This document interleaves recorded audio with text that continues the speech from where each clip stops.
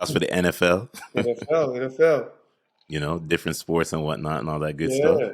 We got them heavy hitters is coming down. Championship week, KC, Cincinnati, Philly. So yeah, I mean, I definitely called Kansas City from the start of the season to be the Super Bowl champions. Um, it's going, I guess this rematch with Burrows is going to be a problem. So we'll see. How do you feel about Joe Burrow though?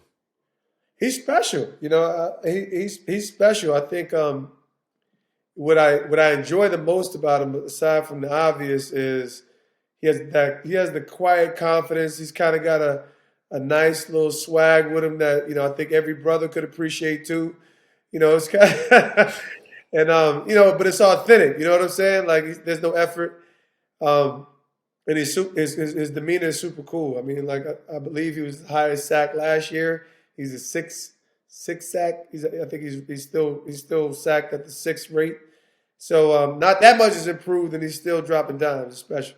So true, so true. Play off of words though, Danny Dimes. You haven't really given your introduction. Let me introduce you, Mr. Helmet Catch himself, Mr. Yeah, David Tyree. It's a special honor for this. How are you today, sir? man, I appreciate the intro, man. This is good. Good chopping it up. Good people. Doing extremely well. Like I said, man, it's playoff time of the year. So as an athlete, as a media personality myself, it's just a good time of the year, And obviously we're trending toward the Super Bowl. It's gonna be 15 years since the helmet catch, and we got the catch camp coming up. So it's all kind of good things happening. Well, this is where we're gonna start. We didn't even plan this. How did that historic catch that day, that night, that evening? How have you used that to really kickstart what it is you got going on now after football? Well, that's a great question. Like you transition out of the game, and no one transitions typically on their own terms. Usually the game tells you when you're done. And if it was my way, I would have definitely like, looked to have a nice little 2, 3 year bump on that, injuries and everything else. That made the decision for me after 2 years after the catch. So yeah, I think I was sound in my personal life. I was 28 years old when I make the helmet catch. Faith is strong, marriage strong. So I was stable to be able to weather the opportunity, but it wasn't in the cards. And honestly, I had to figure out what I was going to be great at next. And I didn't have a full fledged plan for that. So I would have loved to do more in business. I would have loved, I didn't have a great marketing team or anything like that. And so I just took what was there, tried to maximize it. My greatest passion is probably my faith and the things that are mostly eternal. But I'm not a packaged ministry guy, so I went into the player development front office role through the NFL, and it was meaningful, man. Just working with my tribe of people, with athletes, how they transition into the game, maximize the experience because it's really not a career. Might get some career money, but it's really not a career. And then how you get out. How do you get out with the most? And that was kind of my bread and butter up until 2020. So it's been good, man. So now I'm really doing the full fledged, relaunch, rebrand, finally get behind the microphone, behind the cameras, and just let my life speak. I love that, man. I love that. I love that. So you talk about football, Hmm. pro football, NFL, being on that field. I got to ask the question. This is my first time I've been talking to a wide receiver Okay. that played in the NFL. Who was the hardest assignment that you feel you had to get around? Yeah, keeping it a buck. I mean, like obviously I played some good ball, but I was never a full time starter, so it's not like you got the full cadence. Asante Samuel was special in relation to you talk about just a baller, like like obviously we played against him in the Super Bowl, but I was always I actually played against him in college when he was at Central Florida too, so I had some experience with him there. The dude was just savvy, ball skills, quick area awareness, short area awareness. Just you could tell high football IQ. So he was one of the people that I always just held at that position that I held in admiration. And if there was anybody else that jumped off the top, was probably who could I think of? I came in when Terrence Newman, me and Terrence Newman came in the same class, and so I had a chance to kind of get some burn against Terrence. Dude was just so fast, like recovery speed was probably a superpower. Listen, man, So, I it see the took a long game, time. man. You Yeah, no know, doubt. So it's like I said, I definitely had some guys I had a lot of respect for. Any opportunity to get on that field and make a play, that was my chance. I tried to make the most of it. no, I feel you, my man. I feel you. So when we think about like social media right now, how are you impacting social media to mentor kids of all different ages, things like that? Yeah, just getting started. Social media is a monster. I'm kind of right at the cusp of it where you love it and you hate it. But I do want it to be authentic. Most of what I do is me. But who got that much time? I got 7 kids. So part of it is when it comes to the emerging generation, it's just the fact that, to be able to have this catch that crosses generations and they get a chance to see it and reconnect with the emerging Giants fans, existing Giants fans, and then just share parts of my story. So I think my goal is just to scrape all the amazing pieces and just repurpose it, and then also reintroduce who I am and what I've been doing over the last 10 years. So I think we're just starting to get going. We just rolling back in, reconnecting with people even like yourself, just taking the time to say, "Yo, what's good? This is what we're doing." And this is where we've been. Here's my experience. But I'm definitely on that second, allow me to reintroduce myself type of experience in relation to what media has become today. I really love that any person could just present themselves, their platform, who they are, and deliver value. No, I love that. I love that. So speak about the organization. Speak about everything that you're doing. I'm Sure, over here in sure. Canada. You over there in Good America. luck. You What know part of the Canada you in? near Toronto. Because Okay, even if I good. tell you where I'm from, people are gonna be like, the people that listen to the show, they from my city. They'll be like, ah, yeah, he putting on love. London, Ontario is where I'm from, but Yeah. close to Toronto, about an hour and a half away from Toronto. Big Toronto. big shout, big shout. So yeah, man. I mean, so 2020, I was gracefully my contract was up with the Giants in the front office, and it was a real pivot. I mean, like I was preparing for transitioning out of the organization. Time was obviously lean before Joe Shane came in, and so we ended up launching a juice bar in the middle of COVID called Clean Juice. It was a single unit franchise. That was not fun. But like I'm a grinder. We get great done. Me and my wife, we got 7 kids. We put a couple of them to work, and we survived the pandemic. So that's still going. And then I just had to really pivot completely because I wasn't going to sustain the tribe, and it was just like it was real life for me. It was one of the hardest seasons of my life, and then we just got into some media stuff. So I do some shows with MSG networks on some of their betting content. Just having a whole lot of fun getting on the platform, do some work with Channel 11, and then we launch the podcast, Catch the Moment, and then we launch into Catch Camp here in Arizona to celebrate 15 years of the helmet catch. So we put a lot of seed into the ground in the last couple of years. Just like I said, my biggest thing is I want to celebrate people. Like I know how it feels to be kind of like unseen. I know how it feels to feel like you're giving way more. So my big thing is, to celebrate and elevate, man. We got to celebrate people who are doing dope things. People who have tremendous integrity, people who have character, people who got something special about their personalities. That's me. I think God made room for me because whatever I was living was authentic, and it turned into a moment that's going to last in the sports realm. And now we're repurposing that, and my goal is to create a platform that celebrates people like that. The top 2% get all the burn, right? So we're going to shift the narrative. We're going to bring the middle rounds and the free agents along. I love that, man. That what a play on words there. I should hit my soundboard, but I don't want to take away from the show. You know what I That's mean? all good, fam. No, man, definitely. What I like about this conversation, right? We're only 9 minutes in. You can see the passion that you come with, right? You No speak doubt. about integrity and things like that. How do you want the kids to view you, Sure. your career, and how can they help it if it's not from the athletic side? Maybe they want to go business. Maybe they want to go entrepreneurship. How do you distinguish between the both there? Yeah, the catch is a metaphor of my journey, right? I think sports is a massive connector for humans, period, right? The game of football amplifies it at a different level, but it's really a metaphor for my journey in sport. It set the foundation, gave me inspiration, motivation, and discipline, right? And of course, a lot of things have to work out to make it to the highest level, so that's not promised. But you do have an imprint of what that is, and that those are soft skills that sustain you. So we do football with this camp in the morning. We feed the dream and we paint the reality, right? And in the afternoon, we do leadership development and careers in sports. At the end of the day, at the intersection of sports and business is at an all-time high. And so we're going to, equip them earlier to realize that their passion can be sustainable throughout their lifeline. So, that's what the Catch Camp is all about. We're excited to allow this 15-year narrative of the helmet catch back in Arizona is going to be special to amplify it. We're doing a bunch of media on Radio Row that week, and I think that's really what I want my story to tell to the emerging generation.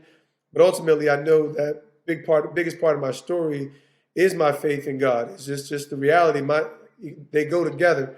But like I said, I've lived that part out in such a meaningful, authentic way on a lower level. I've never been about packaged Christianity, so I just get it done.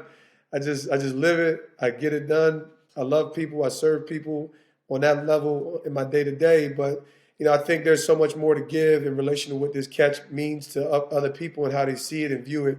And we want to amplify that. I love that. I love that.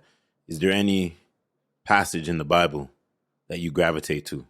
Right? Yeah. I'm a God-fearing man myself, so it's like, it's what's beautiful. that? Beautiful, man. Yeah, one of my earliest favorites was, I think it's 1 Corinthians 9, and it was Paul was talking about become all things to all men that I might by all means save some.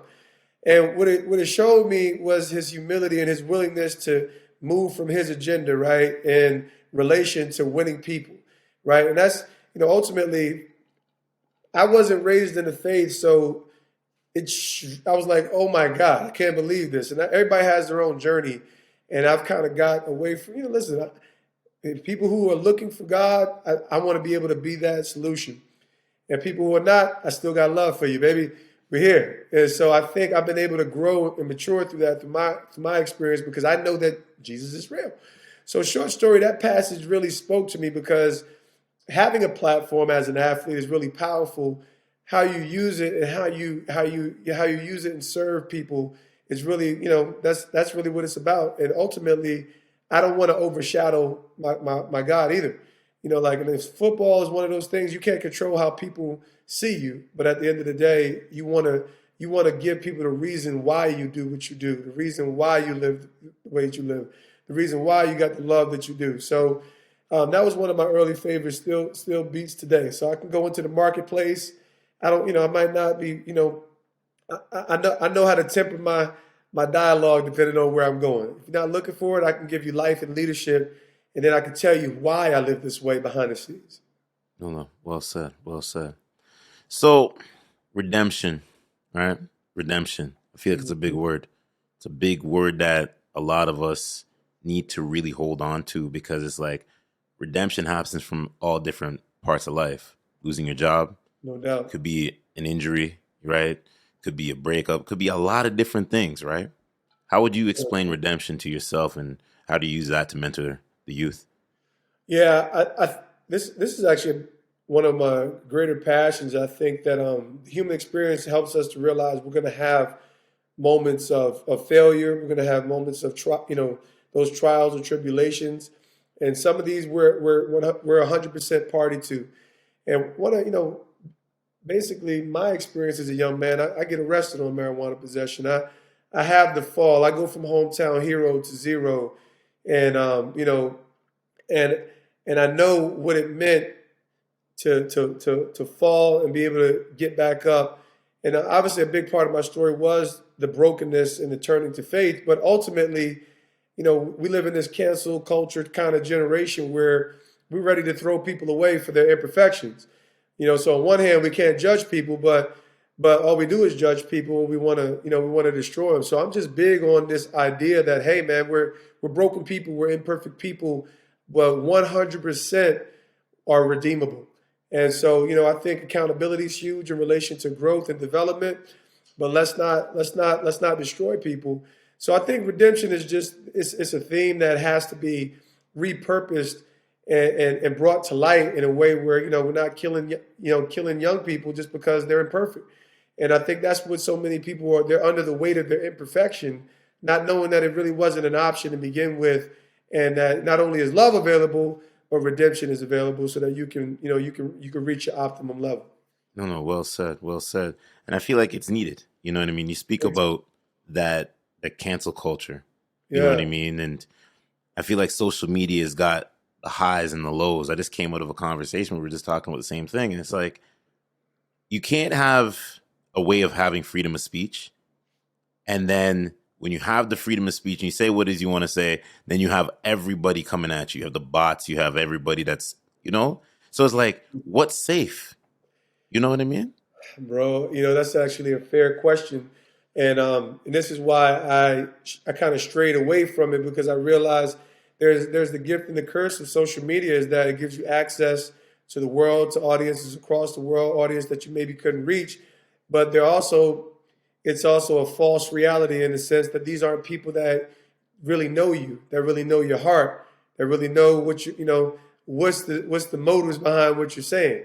So everybody sees things from different angles, and of course, having an opinion isn't a problem. It's just alienating or berating someone because they have an opinion.